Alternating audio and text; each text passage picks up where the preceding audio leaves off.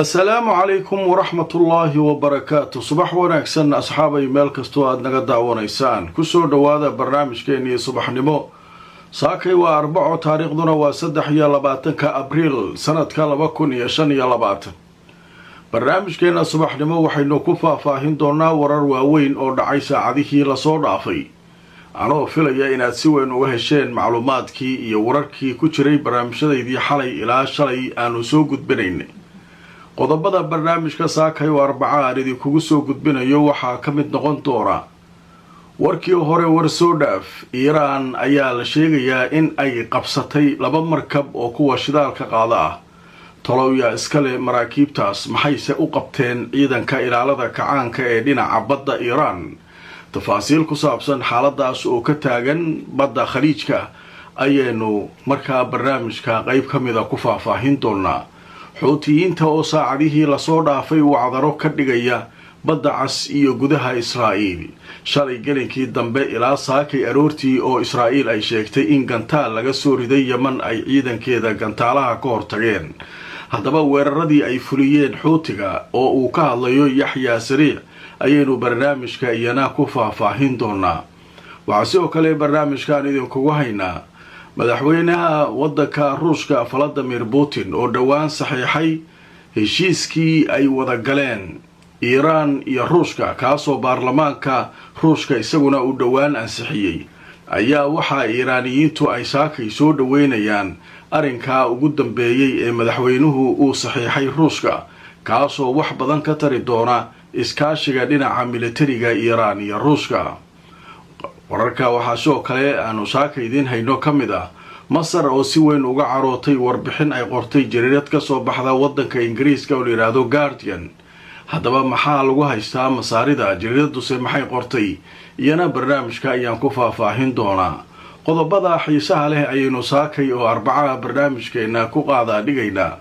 wixii soo kordha inta aan ku jirnana waan idin la socodsiin doonaa Safari Remit waxay ka caawinaysaa inaad reerkaaga iyo saaxiibada ku nool dalal dhowr ah aad gaarsiisid wixii aad ugu tala gashay ilaa iminka wadamada ay xawaalada kugu diri karto waxaa kamid ah Kenya, Soomaaliya, Uganda, Djibouti, Ethiopia, Sudan, South Sudan, Tanzania iyo Turki qiimahana aad ayuu u jaban yahay marka loo eego shirkadaha kale ee ka shaqeeya xawaalada xawaaladan waa online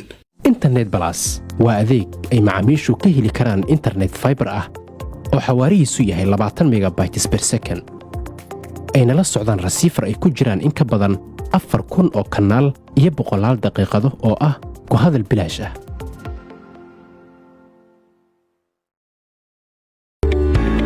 dhammaan bulshada waxaa lala socodsiinayaa gaar ahaan magaalada London in xarunta dhinaca caafimaadka French and Overseas Clinic ay ku taalo meel aan ka fogeyn stationka tareenka ee Baker Street ee bartamaha magaalada London halka waxa jooga dhaqaatiir kala duwan oo ka daaweynaya cudurro ay kamid yihiin kuwa maqaarka kuwa carruurta kuwa haweenka iyo cudurrada guud dhaqaatiirta halka ka howlgashay howladaanaduba waxay diyaar u yihiin inay wixii caafimaad ay kula qabtaan kulanti wanaagsan mar kale asxaabay meel kastoo aad joogtaan ku soo dhawaada barnaamijkeena subaxnimo saakay waa arbaco waxaynu ku bilaabaynaa xuutiga iyo Mareykanka maxaa kala haysta wararka Iiraan maraakiibta ay qabsatay iyo waxa socda oo dhan way noo soo socdaan balse xuutigan ku hormaraynaa xalay xuutigu waxa u hadlay afayeenkoodii Yaxya Sariic wuxuu sheegay weeraro in ay ku qaadeen maraakiibta ciidamada Mareykanka ee ku sugan badda cas iyo badda khaliijka waxaana uu sheegay in maraakiibta ay ku weerareen gantaalo iyo waliba ay adeegsadeen diyaarado droonisa wuxuu sidoo kale Yaxya Sariic sheegay in mar kale ay soo rideen diyaaradda qaaliga ee Mareykanka uu ku dhaarto ee la yiraahdo MQ-9 markii intaa ay sameeyeen Mareykanka ayaa iyaguna waxay sheegeen inay weeraro dhinaca cirka ah ka geysteen gudaha waddanka Yemen saacadihii la soo dhaafay si ay markaa u aamusiyaan weerarada gantaalaha iyo droniska iswata ee xuutigu uu ku arqiyay maraakiibta Mareykanka ee ku sugan badda cas haddaba saakay waagi marka uu bariyay warbaahinta cibrigu waxay bilaabeen inay ka hadlaan Siiriga digniinta oo isqabsaday dhowr magaalo oo ka tirsan Israa'iil dadkii hurdada ka cararay godadka dhulka hoostiisa ku yaalana ku aruuray kadib markii la sheegay gantaal inuu ka yimid dhanka iyo Yemen haddaba warbaahintu waxay sheegayaan in ciidamada Israa'iil ay sheegeen in gantaalka ay ka hortageen hanaanka difaaca gantaalaha Israa'iil oo markaa ay sheegeen inay hawada ku qarxiyeen. kooxaha gurmadka ayaan iyagu war soo saarin Israa'iil haddii ay jiraan dhaawacyo iyo in kale. haddaba xaaladda ayaa waxay u muuqataa mid faraha kasii baxaysa iyadoo Donald Trumpna dhowaan uu sheegay in la xoojin doono weerarada lagu qaadayo Xuutiyiinta si ay u joojiyaan weerarada ka dhanka ah ciidamada Mareykanka iyo Israa'iil iyo sidoo kale in la qaado isbaarada ay dhigteen Badda Cas iyo Baxrul Carab. haddaba xaaladdu sidaa ayay maraysaa. nimankii Xuutiga ahaa mar walba oo la duqeeyo iyaguna jawaabtooda way bixinayaan. inkastoo weerarkan saaka ay qaadeen gantaalka oo Israa'iil ay ka hadlayso weli aanay Xuutigu war ka soo saarin. qodobka isaguna halkaa ayaynu kaga gudbaynaa. waxaa noo soo socda weli Iiraan oo saaka sheegtay in ay qabsatay 2 markab oo shidaal wada. sheekada xaalku waa sii socdaa. khaliijku marba marxalad cusub noo dhiibaya, laakiin waxaynu ka hormarinaynaa Iiraaniyiinta ayaa waxay sheegeen inay aad u soo dhaweynayaan kuna farxeen heerarkii uu soo maray heshiiska military ee istiraatiijiga ah ee horay ay u saxiixdeen madaxweynaha Ruushka iyo madaxweynaha Iiraan Mas'uud Pezeshkian iyo Vladimir Putin. haddaba heshiiskaasi oo la saxiixay dhowr bilood ka hor ayaa waxaa la geeyay dhowaan baarlamaanka Ruushka ee Duma la yiraahdo si baarlamaanka uu ogolaado uu u ansixiyo. kadibna marka baarlamaanku uu ansixiyo sida sharciyada adduunku ay qabaan, madaxweynaha ayaa qalinka ugu dambeeya ku duuga, sida ayuu heshiisku dhaqangal ku noqdaa. haddaba baarlamaanka Ruushku markii ay dhowaan ansixiyeen oo cod aqlabiyada ku ogolaadeen ayaa madaxweynaha Ruushka isaguna habeennimadii Talaadada ay soo galaysay waxa uu saxiixay heshiiskaas maadaama baarlamaanka uu ka soo dhamaaday. haddaba heshiiskaas ayaa markaa wuxuu dhaqangal noqday isla shalay ilaa maantay. markaa Iiraaniyiintu waxay sameynayaan inay ka hadlaan heshiiskaas oo ay ku tilmaameen inuu yahay mid iskaashi oo wax weyn ka taraya dhinaca militariga inay iska kaashadaan iyo duulimaad ama duulaan hadduu ku yimaado labada dowladood. heshiiskan muddada uu shaqayn doono ayaa lagu sheegay inay tahay 20 sannadood oo markaa iskaashiga Iiraan iyo Ruushka uu socon doono. haddaba arrinkaasu waxaa la sheegay inay dhiirigelin weyn u tahay jamhuuriyadda islaamiga ee Iiraan oo iyadu mar walba baqdin ay markaa kaga jirtay iyo difaac Mareykanka iyo Israa'iil oo ku hanjabayay inay weerarayaan. haddaba heshiiskan muxuu u tari doonaa Iiraan? dadka wax falanqaynaya waxay leeyihiin wax badan ayuu tari doonaa. culaysyo badan oo la saari lahaa Iiraan ayay Mareykanka iyo Israa'iil dib uga joogsan doonaan maadaama heshiisku uu yahay heshiis iskaashi dhinaca militariga iyo istiraatiijiga ah oo markaa qodobadiisu ay ka mid yihiin in qolo walba qolada kale ay taageero u fidiso haddii weerar dibadda oo cadow ah wadankeeda uu soo weeraro. haddaba sheekada iyaduna halkaa ayaynu kaga gudbaynaa. sheekadii maraakiibta la qabsaday weli way noo soo socotaa, laakiin markan waxaynu u gudbaynaa dowladda Masar ayaa si kulul u cambaaraysay warbixin ay qortay jariirada ka soo baxda wadanka Ingiriiska ee la yiraahdo Guardian. haddaba jariiradu maxay qortay? Masar maxay ka carootay? haddaba sheeko la yaab leh ayaa meeshan ku jirta. jariiradu waxay ku tilmaantay madaxweynaha Masar Sisi inuu yahay madaxweyne ku meel gaar ah. madaxweyne ku meel gaar oo ay dheen markaasaa nimankii masaarida xukuumadii iyo afhayeenadeedii iyo wixii oo dhan markaasaa social media waxay weerar ku qaadayaan jariirada Guardian. waxay leeyihiin jariirad jirta ma aha labay mid tahay inay aqoon darri u geysay oo ay tahay inay qirtaan oo ay cudurdaar ka bixiyaan aqoon darrida haysata iyo in ay ujeedo ka leeyihiin. ujeedo fog ayaa jirtay leeyihiin oo markaa Masar dagaal reer galbeedku ay ugu soo qaadayaan sida maaragtay Ingiriiska iyo dowladahan kale ay doonayaan inay Masar ku dhibaateeyaan sumcadda uga dilaan. jariiradu wax wara weli ma soo saarin, laakiin jariirada maqaalkeeda ayay ku sheegtay madaxweynaha Masar inuu yahay mid ku meel gaar ah. kaas ayaa si weyn uga careysiiyay masaarida. mas-uuliyiinta Masar waxay sheegeen Sisi in la doortay sida ay iyagu yiraahdeen uu doorasho oo markaa isagu uu ku guuleystay oo markaa qabsaday sidaana uu madaxweyne ku yahay. waagii afgambiga waa laga soo tagay ka wadaan kadib uu doorasho inta qabsadaa la doortay. marka waxay leeyihiin arrinkan oo dhan wuxuu salka ku hayaa markii masaaridu ay go'aansatay inay u jihaysatay dhanka Shiinaha oo markaa Shiinaha iyagu ay hub kala iibsanayaan oo markaa hub ay ka soo iibsatay Shiinaha oo dhoolatus ay maalmahan sameynayeen taas ayaa waxa ay leeyihiin masaaridu waxay si weyn uga caraysiinaysaa dalalka reer galbeedka oo aan ogolayn Masar iyo dawladaha Carabta inay dhanka iyo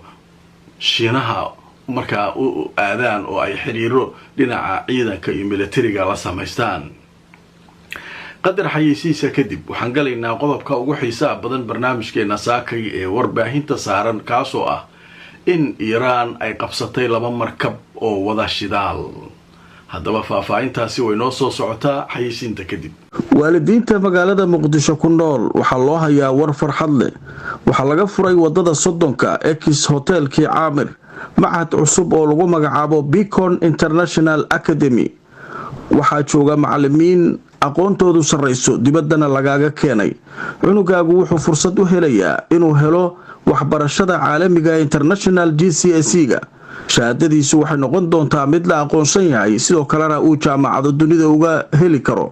waxa loogu talagalay macadkan caruurta dibadaha ka soo noqday inay waxbarashadooda sii wataan oo ay kaga faa'iideystaan sidoo kale fursadan waxa ayna ka faa'iideysan kara caruurta gudaha oo iyaguna fursadan ka heli kara waxbarasho tayadeedu sareyso haddaba isqoristu way socotaa hore u gaar macadkan cusub ee Beacon International Academy. sharikadda Imara Luxury Homes waa sharikad guryaha casriga ka dhista magaalada Nairobi ee dalka Kenya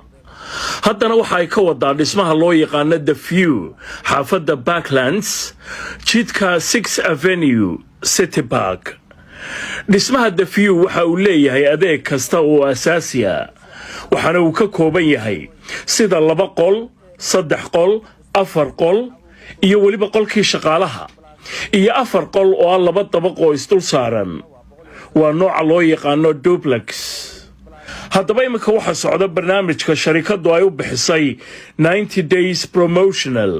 kaasoo la magac baxay hoyga waa muhiim hanti yeelo waana qiimo dhimis 50% kala xidhiir telefoonada كبلوا مركز كدار التقوى قرآن كريمك هجادة علوم الشريعة لغة عربية يتربية أولاده هب عصرية أونلاين وحفاظها هنا كلا حديد نمبر شاشة كاغا مغلا kulanti wanaagsan asxaabay meel kastoo aad joogtaan subax wanaagsan waa barnaamijkeenii ugu horeeyay ee subaxnimo saakay aan idiin soo gudbinayno haddaba barnaamijka waxaynu maraynaa qaybihiisii ugu dambeeyay haddaba qaybtan waxaynu ku faahfaahinaynaa war lagu qoray goor dhaweyd jariirada la yiraahdo Al-Qudus ee ka soo baxda magaalada London ayaa waxay sheegtay in ciidanka ilaalada kacaanka Iiraan qaybtooda baxriga ama badda ay sheegeen dooma ay leeyihiin in ay ku qabteen 2 markab oo waday shidaal sida ay sheegeen haddaba tafaasiisha maraakiibtan ayaa goor dhow warkan oo soo baxay waxaa lagu sheegay inay wateen calanka Tanzania laakiin Iiraan waxay leedahay Tanzania maraakiib iyo waxa kan iyo shaqo kuma leeyahay kama akhrisanayno maraakiibta waxay leeyihiin shidaalkan waa la soo tahriibiyay dalal carbeeda laga soo xaday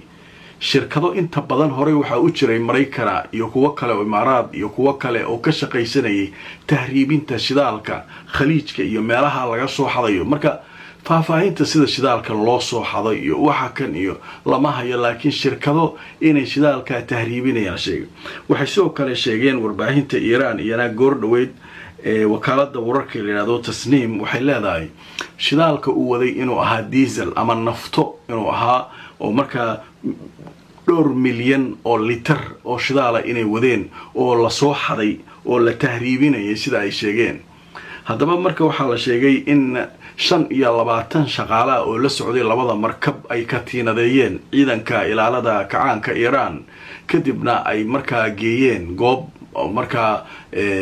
lagu hayn doono oo xukun iyo wixii garsoorku ay ka helaan ay halka kala kulmi doonaan maadaama ay sheegeen inay yihiin tahriibiyaal oo ay soo xadeen shidaal dawlad islaam ay leedahay oo la soo tahriibiyay sida Iiraan ay leedahay haddaba Iiraaniyiintu shaqadooda waa inay iyaguna ka adeegtaan wixii markaa baddaa maraya oo sharci darro ah oo maraykan iyo waxa kan ah way qabanayaan. marka hadda waxaa leeyahay shidaalkii iyo wixii oo maraakiibtii waxay ku xireen dekadaha Iiraan mid ka mid ah halkaa ayay ku haystaan. ma jiro ilaa hadda wax wara oo maraykanka iyo dawladaha looga shakisan yahay shirkadahooda inay shidaalka tahriibinayeen ka soo baxay ma jiraan. laakiin Iiraan waxay tiri sharciga ayaan waafajinaynaa waa tuugo dhashay oo markaa shidaalka soo xaday. marka shidaalkan iyo habka loo xaday iyo nidaamkan iyo tafaasiishiisa iyo weli warbaahintu kaba hadlayaan, laakiin waa sheeko la yaab leh oo iyaduna soo korortay. waxaa leeyahay haddii shirkadaha maraykanku ay yeeshaan shidaalkan waxaa laga yaabaa Trump inuu soo farageliyo xaaladii socotay iyo wadahadaladiina ay uga sii darto, iyadoo wadahadaladii maanta qabsoomi lahaa la sheegay inay baaqdeen durbaba oo maanta oo Arbaca waxaa lagu ballansanaa in guddiyo farsamo ay is arkaan maalinta Sabtida soo socotana wasiirka arrimaha dibadda Iiraan iyo ninkii ergeyga ahaa iyaguna ay Cumaan isku arkaan. laakiin kulankii maanta Iiraan waxay sheegtay in la baajiyay oo dib loo dhigay. wararka qaar waxay sheegayaan ilaa 26 maartay bisha in markaa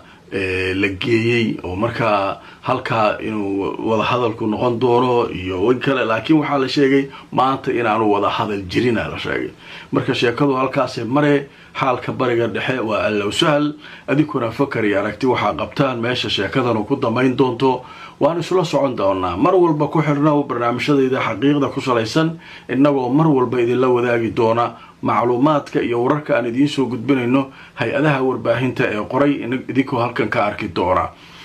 barnaamijkayga waa naga intaa. fadlan ha iloobin inaad barnaamijka la garaysid oo aad sheer garayso. haddaad nagu cusub tahay hubi subscribe hadduusan ku lahayn subscribe ka samayso youtube-ka, facebookana hubi inaad follow ka tahay iyo in kale. Nadaara show page-ka aynu ku leenahay facebooka, fadlan follow garay. inta aan mar kale barnaamij ka lamida ku kulmayno asxaabay meel kastoo aad joogtaan nabadgelyo.